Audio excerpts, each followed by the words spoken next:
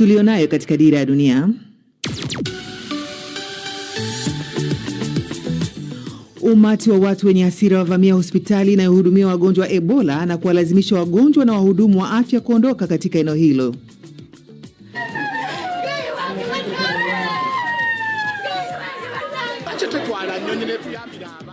Huzuni na simanzi vya tawala katika shule ya King David Junior Kampala, Uganda, baada ya wanafunzi 20 wa shule hiyo kufariki dunia kwa ajali ya gari. Chama tawala nchini Uingereza cha Labour kimemtangaza rasmi ni Andy Burnham kuwa kiongozi mpya, hatua inayofungua njia ya kumrithi Sir Keir Starmer na kuwa waziri mkuu wa taifa hilo. Na katika mjadala hii leo tunaangazia fainali za kombe la dunia. Je, unatabiri nani ataibuka kidedea?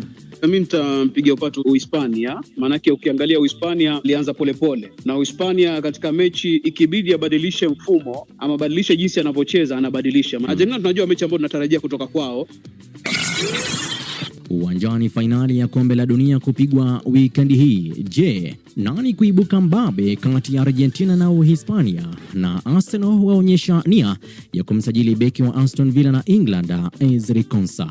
Zaidi ni hapo baadaye katika makala ya spoti, nami Shuaib Ibrahim.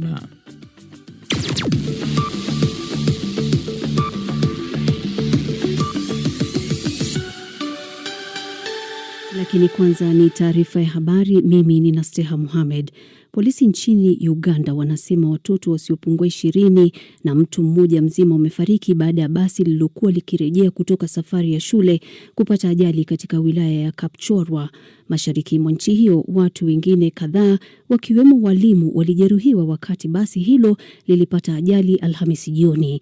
Uchunguzi wa awali unaonyesha kuwa basi hilo lilipata hitilafu ya kiufundi kabla dereva kupoteza mwelekeo na kugonga jiwe kubwa kando ya barabara na kisha kupinduka. Ripoti kutoka Jamhuri ya Kidemokrasia ya Kongo zinasema umati wenye hasira umevamia hospitali inayohifadhi kituo cha matibabu ya ugonjwa wa Ebola na kuwalazimu wagonjwa pamoja na wahudumu wa afya kukimbia. Phyllis Mwate na maelezo zaidi. Mhudumu mmoja wa afya katika hospitali ya Nyakune karibu na mji wa Bunia amesema jamaa wa mgonjwa mmoja walivamia hospitali hiyo wakirusha mawe na kuharibu uzio wa hospitali. Mwanamke huyo alikuwa amefika hospitalini kujifungua, lakini akapata upungufu mkubwa wa damu. Hospitali imekataa ombi la familia yake la kuchangia kutoa damu, ikisema utoaji wa damu umepigwa marufuku wakati wa mlipuko wa Ebola. Shirika la Afya Duniani WHO limesema kuongezeka kwa kutokuamini timu za afya pamoja na hali ya ukosefu wa usalama kuna za juhudi za kudhibiti mlipuko wa Ebola. Kuwait imesema mashambulizi ya anga ya Iran yamesababisha uharibifu katika kituo cha kuzalisha umeme na vituo vya kusafisha maji ya bahari. Iran imesema ilifanya hivyo kwa nia ya kulenga vituo na mali za kijeshi za Marekani nchini Kuwait na Bahrain pamoja na Jordan na Syria. Endapo taarifa hizo zitathibitishwa, itakuwa mashambulizi ya kwanza kufanywa na Iran ndani ya Syria, nchi ambayo chini ya Rais Ahmed al-Sharaa imekuwa ikijiepusha kuhusishwa moja kwa moja na mzozo huo.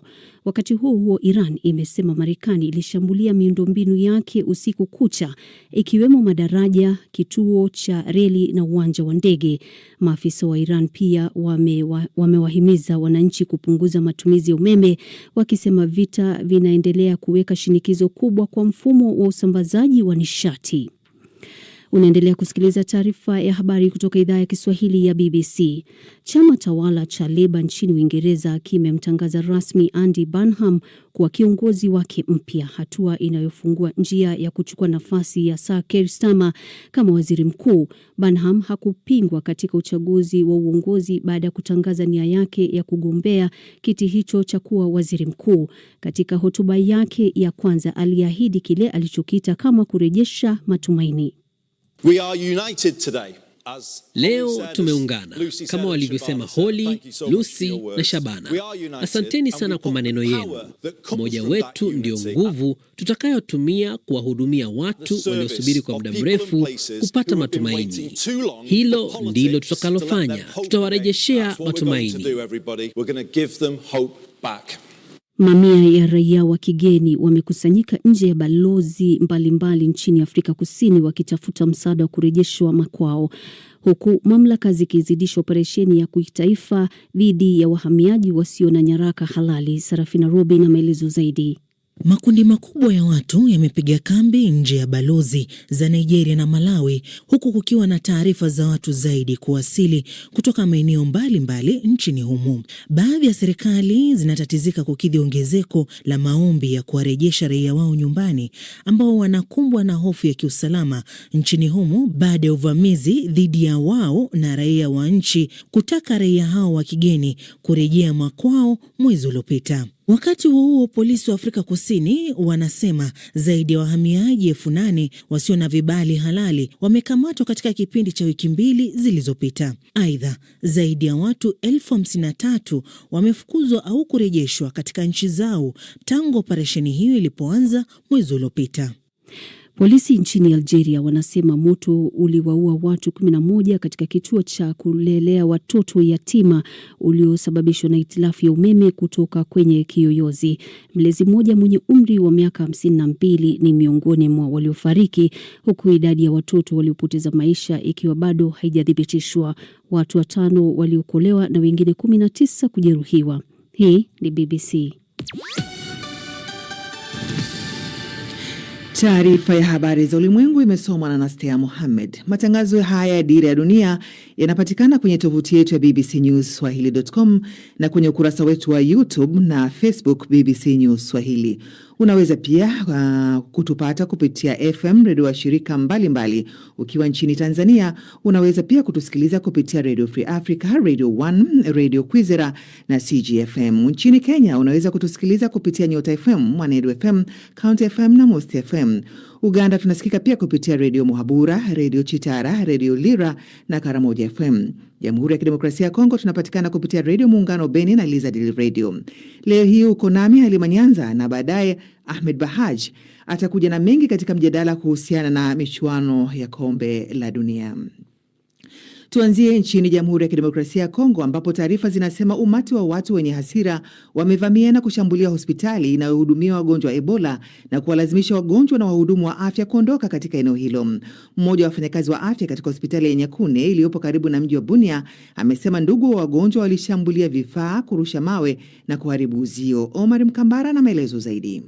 Maafisa wa hospitali hiyo wanasema shambulio hilo lilianza muda mfupi baada ya mwanamke mmoja kufariki dunia Jumatano jioni. Mwanamke huyo alikuwa amefika hospitalini hapo kujifungua, lakini baadaye alipata upungufu mkubwa wa damu. Familia yake ilijitolea kuchangia damu, lakini hospitali ilikataa ombi hilo, ikieleza kuwa utoaji wa damu kwa wagonjwa umesitishwa wakati wa mlipuko wa Ebola. Mtaalamu wa biolojia ya tiba katika hospitali ya Nyankunde, Francois Berocon Underos, amesema baadhi ya wagonjwa 10 waliokuwa wanatibiwa Ebola walitoroka kufuatia shambulio hilo, huku wengine waliokuwa katika hali mbaya wakishindwa kutoroka. Ameongeza kuwa shughuli za hospitalini hapo zimevurugika na wafanyakazi wamehamishwa kwa sababu za kiusalama. Shirika la Afya Duniani WHO linaonya kuwa ukosefu wa imani kutoka kwa baadhi ya jamii pamoja na hali ya ukosefu wa usalama vinaendelea kudhoofisha juhudi za kudhibiti mlipuko wa Ebola.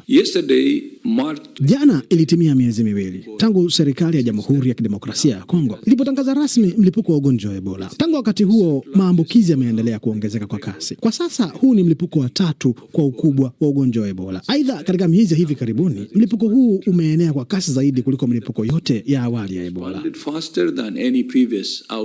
Akizungumza katika mkutano wa waandishi wa habari huko Geneva, mkurugenzi mkuu wa WHO Tedros Adhanom Ghebreyesus alisema mlipuko wa ugonjwa huu nchini Jamhuri ya Kidemokrasia ya Kongo unaendelea kuongezeka kwa kasi kuliko juhudi za kudhibiti. Mapigano ya makundi yenye silaha yanaendelea kuzuia upatikanaji wa maeneo yaliyoathirika. Jana tu kituo cha matibabu kilichopo Bunia kilishambuliwa. Licha ya changamoto za kiufundi tunazokabiliana nazo, bado tunahitaji uingiliaji wa kisiasa ili kuweza kuongeza kasi na wigo wa hatua za kukabiliana na mlipuko huu.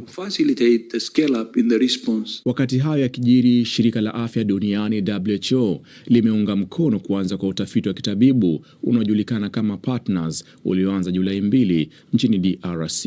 Utafiti huu umelenga kutathmini ufanisi wa tiba kwa wagonjwa walioambukizwa kwa kutumia kingamwili maalum ya MBP 134 na dawa ya kuzuia virusi zikitumika moja au kwa pamoja. Aidha, majaribio ya chanjo mpya iliyotengenezwa na chuo kikuu cha Oxford yalianza siku ya Jumatatu, huku Jumanne taasisi ya kimataifa ya utafiti wa tiba ya kibiolojia DRC ikianza utafiti mwingine wa kupima dawa ya ya kuzuia virusi kwa watu waliokaribiana na wagonjwa walioambukizwa na ambao wako katika hatari ya kupata maambukizi. Kwa mujibu wa ripoti za hivi karibuni ya hali ya ugonjwa iliyotolewa jana Alhamisi na mamlaka za afya nchini Jamhuri ya Kidemokrasia ya Kongo, jumla maambukizi kwa watu 2124 yamethibitiwa huku watu 828 wakifariki. Mkurugenzi wa WHO Daktari Tedros Adhanom Ghebreyesus pia ametoa wito kwa jumuiya ya kimataifa kuongeza msaada wa kifedha, akionya kuwa mpango wa pamoja wa WHO na kituo cha Afrika cha kudhibiti na kuzuia magonjwa CDC bado unakabiliwa na upungufu wa zaidi ya dola milioni 400 za Kimarekani. Nam ni taarifa yake Omar Mkambara. Na tukiangazia bado taarifa kuhusiana na ugonjwa wa Ebola, wafanyakazi 7 wa misaada kutoka Marekani waliokuwa wakisaidia kupambana na mlipuko wa Ebola nchini Jamhuri ya Kidemokrasia ya Kongo wamewekwa kwenye karantini katika kituo maalum cha kujitenga nchini Kenya kufuatia masharti mapya ya afya yaliyowekwa na serikali ya Marekani. Leila Mohamed na maelezo zaidi. Taarifa hiyo imethibitishwa na mkuu wa shirika la misaada la Marekani la Samaritan's Purse, ambaye amesema kuwa kundi hilo limepelekwa katika kambi hiyo kama tahadhari kabla ya kuendelea na safari yao ya kuelekea nyumbani. Raia hawa wa Marekani ndio kundi la kwanza la watu kuwekwa karantini katika kituo hicho ambacho kilizua mjadala mkubwa nchini Kenya. Ujenzi na matumizi ya kituo hicho ulipingwa mahakamani, huku mahakama ikiwa tayari imeamuru shughuli zake kusimamishwa hadi uamuzi wa mwisho utakapofikiwa na kutolewa. Hata hivyo, kwa mujibu wa maafisa wa Marekani pamoja na picha za satelaiti, shughuli katika kituo hicho zimeendelea. Sera mpya ya Marekani inawataka raia wake wanaorejea kutoka DRC ambako kuna mlipuko wa Ebola kukaa kwa siku 21 katika nchi ya tatu kabla ya kuruhusiwa kuingia Marekani. Kituo hicho cha kujitenga kilijengwa na serikali ya Marekani ndani ya kambi ya jeshi la anga katikati mwa Kenya kwa ajili ya raia wa Marekani ambao huenda wameathiriwa na virusi vya Ebola wakiwa nchini DRC au Uganda. Lakini hatua hiyo imezua hasira kwa baadhi ya Wakenya wanaodai kuwa Marekani inaipa Kenya mzigo wa hatari wa kiafya unaohusiana na ugonjwa huo wa Ebola. Mwezi uliopita, waziri wa afya wa Kenya alitangaza kusitishwa mara moja kwa ujenzi wa kituo hicho baada ya kupatikana na hatia ya kulidharau mahakama. Rais na mtendaji mkuu wa shirika la Samaritan's Purse Franklin Graham amesema wafanyakazi hao 7 wote ni sehemu ya kikosi cha shirika hilo la kukabiliana na majanga. Kwa upande wake, afisa wa wizara ya mambo ya nje ya Marekani amesema kundi hilo la Wamarekani ambao walikuwa mstari wa mbele katika mapambano dhidi ya Ebola lilipelekwa kwa hiari katika kituo hicho kwa ajili ya uangalizi na kujitenga kama tahadhari. Wizara ya afya ya Kenya haijatoa tamko lolote kuhusu suala hili la kuwahifadhi raia wa Marekani katika kituo hicho cha kijeshi. Ripoti zinasema kundi hilo liliwasili katika kituo hicho usiku wa Jumatatu na kwa sasa wanaishi katika mahema yaliyowekwa vitanda vya jeshi. Leila Mohamed, BBC, Dira ya Dunia. Nam, tukisonga mbele, wazazi pamoja na walezi katika shule ya King David Junior iliyoko mjini Kampala nchini Uganda wanaendelea kufika katika shule hiyo kujulia hali watoto kufuatia ajali ya basi iliyotokea jana ambapo watoto 20 walifariki dunia katika wilaya ya Kapchorwa mashariki mwa nchi hiyo. Mwandishi wa BBC Shoaib Ibrahim amewasili, alikwenda katika shule hiyo na kututumia taarifa ifuatayo. Na msikilizaji, na kutahadharisha tu kuwa taarifa hii ni ya kuhudhunisha.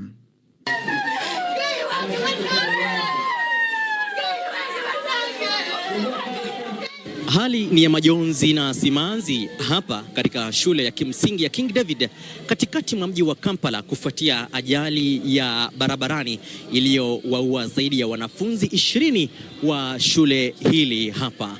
Baadhi ya wazazi walifika hapa pamoja na walezi wakionyesha kuhuzunika kutokana na hali hiyo, na nilijaribu kuzungumza na baadhi yao lakini hawangeweza kunieleza ile hali wanayopitia, na mmoja wao kaniambia kwamba yeye anachokisubiri ni kupata taarifa kwamba mtoto wake amerejea hapa akiwa salama. Viongozi wa shule hili wamesema kwamba baadhi ya wanafunzi walionusurika ajali hiyo wako njiani kurejea hapa na wazazi wanaendelea kusubiri kwa hamu na ghamu kutambua hali ya watoto wao. Hadi kufikia sasa polisi imethibitisha kwamba ni watu 23 waliofariki katika ajali hiyo iliyotokea jana usiku katika wilaya ya Kapchorwa huko mashariki mwa Uganda, na miongoni mwao ni wanafunzi zaidi ya 20 waliokuwa katika ziara ya kimafunzo huko katika wilaya hiyo ya mashariki mwa Uganda. Na kufuatia ajali hiyo, serikali imetangaza kupiga marufuku ziara zote za shule kufuatia kisa hicho cha kusikitisha. Rais wa Uganda Yoweri Kaguta Museveni ameahidi kutoa milioni 5 za Uganda ambayo ni sawa na takriban dola 1,000 kwenda kwa zile familia za waliopotezwa wapendwa wao kufuatia ajali hiyo ya jana. Shuaib Ibrahim, BBC, Kampala.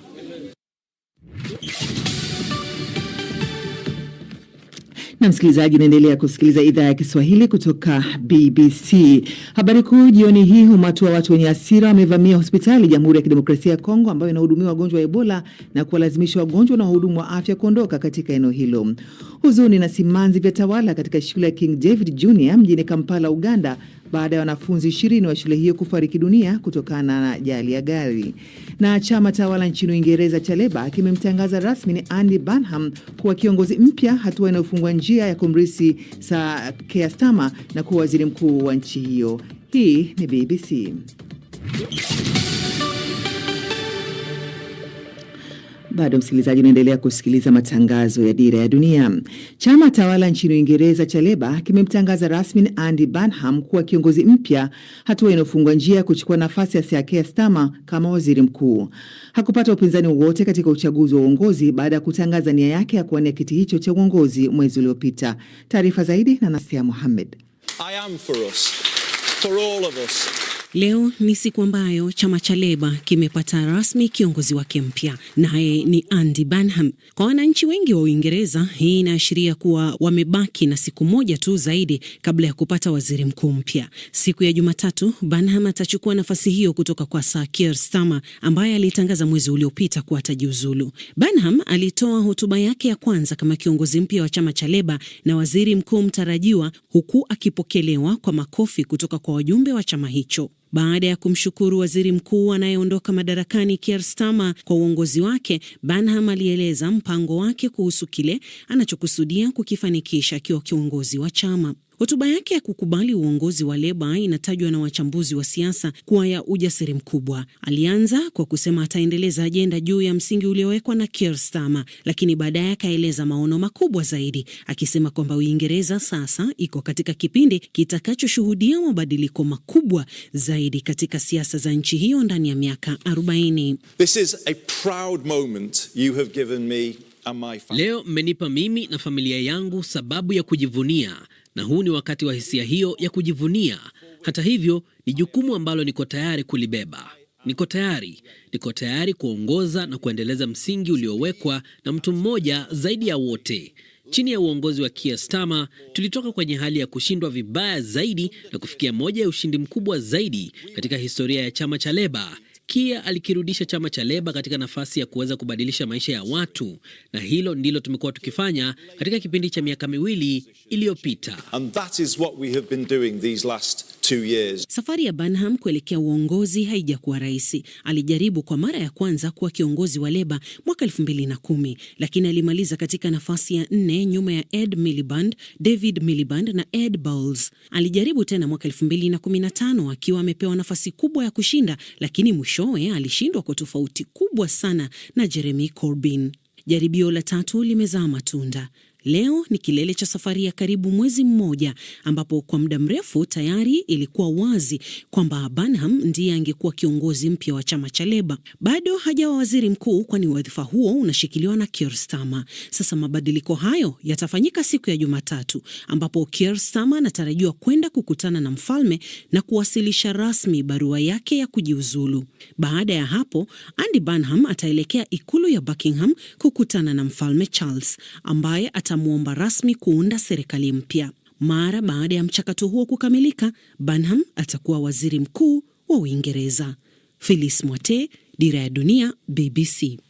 Na shukran sana Phyllis Mwate na Nasia Mohamed. Kama nilivyokujuza awali, Rais wa Marekani amesisitiza madai yake ya ulaghai wakati wa uchaguzi na kuituhumu serikali ya China kuingilia uchaguzi wa rais nchini humo mwaka 2020. Akihutubia taifa, Rais Trump amewashutumu pia maafisa wa kijasusi wa nchi hiyo kwa kuficha uingiliaji kati uliolenga kuiba kura zake. China nayo imemlaumu Rais Trump kwa madai yake hayo. Nasia Mohamed na maelezo zaidi. Licha ya kutokuwa na ushahidi kuhusu madai hayo, Rais Trump ameendelea kudai kwamba kulikuwa na udanganyifu mkubwa wa uchaguzi wa mwaka 2020 nchini Marekani, ambapo Trump alishindwa na Joe Biden wakati huo. Na kufuatia madai hayo, kumefanyika uchunguzi wa kina na malalamishi hayo kufika mahakamani, lakini hamna ushahidi wowote ambao unaonyesha kulikuwa na udanganyifu katika uchaguzi huo. Trump ameishtumu China kwa kusaidia kufanyika kwa udanganyifu huo, lakini China imekanusha madai ya kuingilia uchaguzi wa Marekani. Wakati huo chama cha Democratic kilikuwa kimeonya kabla ya hotuba ya Rais Trump kwamba alikuwa akijaribu kuingilia uchaguzi wa katikati ya muhula, ambapo chama cha Republican huenda kikapoteza udhibiti wa bunge la Marekani. Kwa kipindi cha miaka kadhaa kuanzia wakati wa uchaguzi wa mwaka 2020, China ilifanya kile kinachoaminika kuwa uvamizi mkubwa zaidi wa taarifa za uchaguzi kuwahi kutokea katika historia. Akizungumza katika mkutano na waandishi wa habari leo Ijumaa, msemaji wa Wizara ya Mambo ya Nje ya China, Lin Jian, alisema China haina haja wala maslahi yoyote kuingilia uchaguzi wa Marekani na haijawahi kufanya hivyo. Madai ya Marekani hayana msingi wa ukweli na yanalenga kuharibia jina nchi ya China. Na kwa muda mrefu sana imebainika kwamba madai hayo hayana msingi wowote. China inazingatia kanuni ya kutoingililia masuala ya ndani ya nchi nyingine. Hatuna maslahi yoyote ya kuingilia uchaguzi wa Marekani na hatutawahi kufanya hivyo. Licha ya kujigamba mara kwa mara kuwa ana uhusiano mzuri na wa kibinafsi na rais wa China Xi Jinping, Rais Donald Trump alionekana kuchukulia suala hilo kuwa hisia binafsi. Ikulu ya White House bado haijatoa kauli yeyote kuhusu athari ambazo hotuba hiyo inaweza kuwa nazo katika uhusiano kati ya Marekani na China. Katika hotuba hiyo siku ya Alhamisi, Rais Trump alionekana kutoa lawama kwa viongozi wa serikali nchini humo kwa kushindwa kumwonya kuhusu usalama wa uchaguzi. Haikuwa wazi iwapo serikali yake itachukua hatua zozote dhidi ya China kufuatia hotuba hiyo, ingawa aliagiza vyombo vya kutekeleza sheria kuchunguza na kuchukua hatua dhidi ya vitendo vyovyote vya ukiukaji wa sheria vitakavyobainika. Nasteha Mohamed, Dira Dunia, BBC. Tukisonga mbele, jeshi la Marekani limeendelea kuishambulia Iran kwa siku ya 6 mfululizo, huku Iran nayo ikijibu kwa kulenga rasilimali za jeshi la Marekani zilizoko katika nchi za Kuwait, Bahrain, Jordan na Syria. Taarifa zaidi na Bosha Nyanje. Kamandi kuu ya Marekani imesema mashambulizi hayo yanalenga kudhoofisha zaidi uwezo wa kijeshi wa Iran. Vyombo vya habari vya serikali vya Iran vimeripoti kwamba Marekani imeshambulia miundombinu ya raia, kituo cha treni pamoja na uwanja wa ndege. BBC imethibitisha shambulio katika daraja moja magharibi mwa Bandar Abbas kwenye jimbo la Hormuzgan. Iran also reported targeting US assets. Mwandishi wa BBC wa eneo la Mashariki ya Kati aliripoti juu ya Iran kulenga kushambulia nchi za Mashariki ya Kati ambazo zina rasilimali za Marekani kama kulipiza kisasi. Jeshi la Walinzi la Mapinduzi la Iran limesema linalipiza kisasi kwa kushambulia vituo vya rada vya Marekani vilivyopo Oman pamoja na maeneo yanayolengwa nchini Kuwait na Bahrain. Aidha, kikosi hicho pia kinadai kushambulia kituo maalum cha Marekani kinachoendesha operesheni zake nchini Syria. Kikosi hicho cha Iran kimesema shambulio la kushtukiza katika eneo la Al-Taf ilikuwa ni la kulipiza kisasi baada ya kuuawa kwa mwanajeshi wa Iran katika eneo la kusini mwa mkoa ulioko kusini mashariki mwa Syria wa Islamsha siku 2 zilizopita. Hata hivyo, sio Syria ama Marekani iliyotoa tamko juu ya madai hayo. Iwapo shambulio hili la Syria litathibitishwa, litakuwa ni la kwanza kutambuliwa kufanyika nchini Syria, nchi ambayo chini ya uongozi wa rais wa sasa Ahmed al-Shara imejiepusha kuhusika na mzozo huo. Rais wa zamani wa Syria Bashar al-Assad alikuwa mshirika mkubwa wa Iran pamoja na kundi la wapiganaji la Lebanon wa Hezbollah mpaka alipoondolewa madarakani mwishoni mwa mwaka 2024. Kuwait nayo inatoa taarifa kuwa mashambulizi ya anga yaliyofanywa na Iran yamesababisha uharibifu katika kituo cha kuzalisha umeme na vituo vya kusafirisha maji vya baharini. Jeshi la Walinzi wa Mapinduzi ya Iran pia wamesema wameshambulia ndege za kijeshi za Marekani katika kituo chake nchini Jordan kwa kutumia makombora ya mtawanyiko na ndege zisizo na rubani, ikiwa ni kulipiza kisasi cha mashambulizi yaliyofanywa na Marekani usiku kucha. Licha ya Marekani kuendelea kuishambulia Iran, msemaji wa serikali ya Marekani amesema Rais Donald Trump bado yupo tayari kufanya mazungumzo na Marekani. Sababu ya mashambulizi ya hivi karibuni yaliyofanyika katika siku kadhaa zilizopita ni kwamba Iran ilikiuka makubaliano ya maelewano tuliyokuwa tumefikia nayo. Hasa katika makubaliano hayo ya maelewano ambayo Iran ilisaini, ilikubaliana kutoshambulia meli meli za kibiashara zinazopita katika mlango wa Hormuz. Kwa bahati mbaya, wamechukua uamuzi ambao ni wa kusikitisha wa kufanya mashambulizi hayo. Katika hatua nyingine, Iran imewataka wananchi kupunguza matumizi ya umeme baada ya Marekani kushambulia miundombinu muhimu usiku kucha, ikiwemo madaraja, kituo cha reli pamoja na uwanja wa ndege. Nam ni Bosha Nyanje sasa akitupa nafasi ya kuangazia michezo na Shuaib Ibrahim.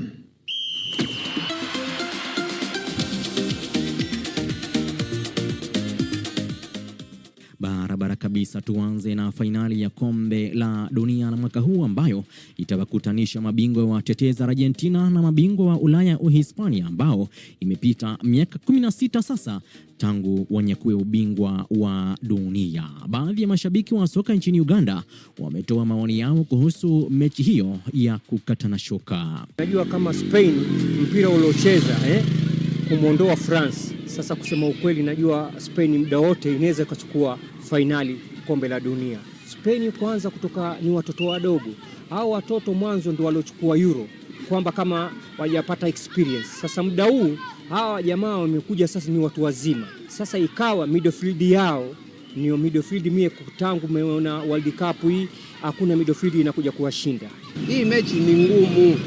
Ukijua mechi ngumu ni hii mechi ya Spain na Argentina, kwa sababu ni ugomvi kati ya kaka mtu na mdogo mtu. Unajua Messi alipotoka kwenye Barcelona alimwachia Ramiro nafasi yake. Sasa hivi anayechukua Spain ni Ramiro. Ila mimi ninachosema, katika makocha au wawili, kocha atakayepanga karata yake vizuri ndio atakayechukua kombe.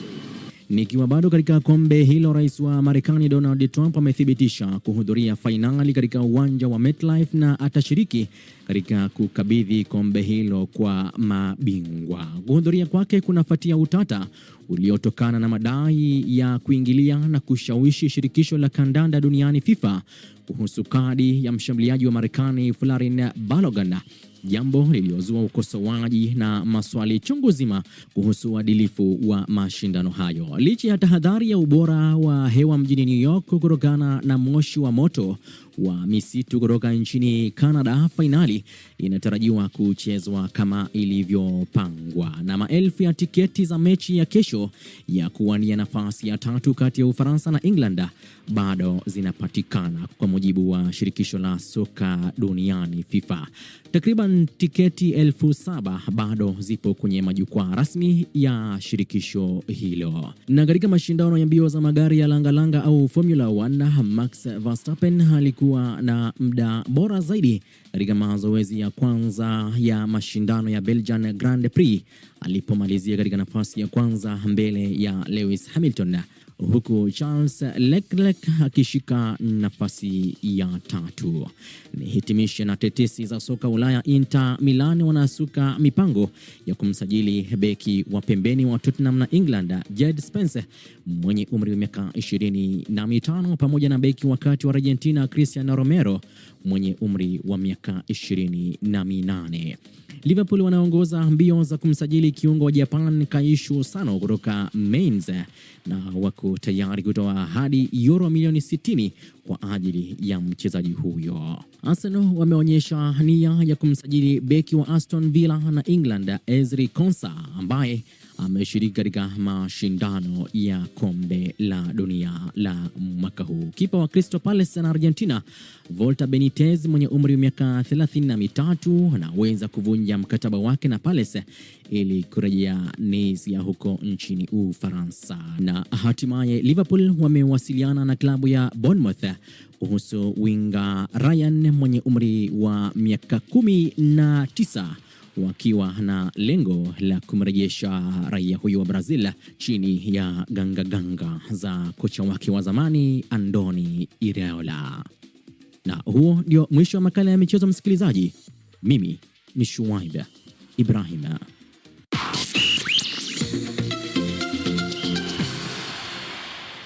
Na msikilizaji, shukran sana Shuaib Ibrahim. Na katika ujumbe uliotumwa msikilizaji Jonas Luvena, wewe unasikitika sana kuhusiana na vifo vya watoto nchini Uganda. Unasema wapumzike kwa amani. Lamek Mushi unasema kwamba Jamhuri ya Kidemokrasia ya Kongo kwa changamoto hiyo ugonjwa wa Ebola, hali ni mbaya sana na unatoa pole Nawe Wilfred Kalinjuma unasema unasikiliza Dira ya Dunia. Lamek Mkushi unasema tuko pamoja kutoka Mafinga, Iringa. Henry Rogoshora unasema elimu iendelee kutolewa kuhusiana na janga la Ebola. Lamek Mkushi, nimesoma ujumbe wako. Na Ningalama Maluta unasema ugonjwa wa Ebola utafutiwe tiba haraka. Ozanga Salum unasema unatupata vizuri. Daudi Msoma unasema jamani, hawa Kongo hawataki kubadilika tabia na